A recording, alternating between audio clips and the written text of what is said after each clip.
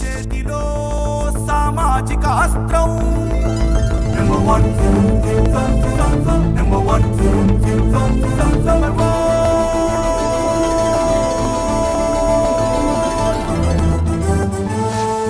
Number one ఇది governor ప్రసంగమే madam. Page number 4.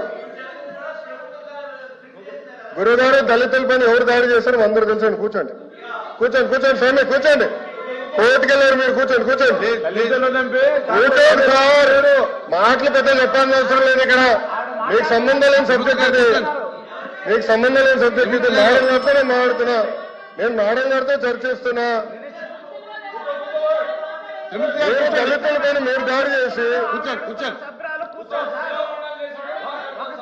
దళితులు గుండు కొట్టించిన వ్యక్తి మీరు మీరు మారుతారా? మీరు మారుతారా? మీరు మారుతారు అధ్యక్ష? మీరు ఎట్లా మారుతారు?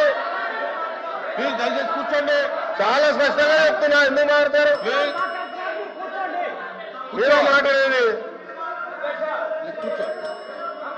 మీరు ఒక ఎత్తు, ఇంకొక ఆయనేమో డైరెక్ట్ గా సవాన్ని డోర్ డెలివరీ చేశారు. అలాంటి వాళ్ళు కౌన్సిల్ ఉన్నారు.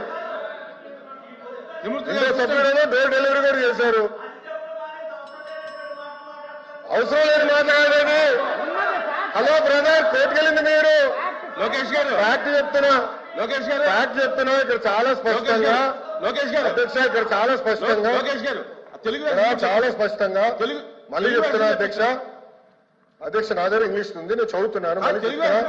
To date investors of place investment. అరే ఇంగ్లీష్ మీడియం అని పొద్దు నుంచి కొట్టారు. ఇంగ్లీష్ మీడియంలో చెప్తున్నారా పై మీ సబ్జెక్ట్ లేరు? ఇంగ్లీష్ మీడియం గురించి కొట్టారు కదా పొద్దున. మళ్ళీ ఇంగ్లీష్ మీడియం చదవలేరా? అరే పొద్దున English medium English medium English medium అన్నారు. అరే ఇంగ్లీష్ లో చెప్తే భయపడతారు. ఏ భాషలో చెప్పాలి బాబాయ్? గవర్నర్ గారు చదివింది ఇంగ్లీష్ లో. మీరందరూ బైకాట్ చేయకుండా కూర్చుని ఉంటే బాగుండేది. అరే అది కాదు బాయ్, ఇంగ్లీష్ మీడియం చదవకూడదా? ఇంగ్లీష్ లో ఉందని చెప్పకూడదా?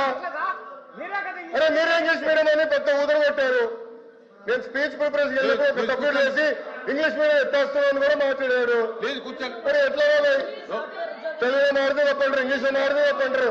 ఇంకే భాష మాట్లాడాలి? లోకేష్ గారు సార్ క్లియర్ గా 4వ పేజ్ లో to date investors of ప్లెజ్ investment of 6.5 lakh crores with an employment potential of 4 lakh jobs.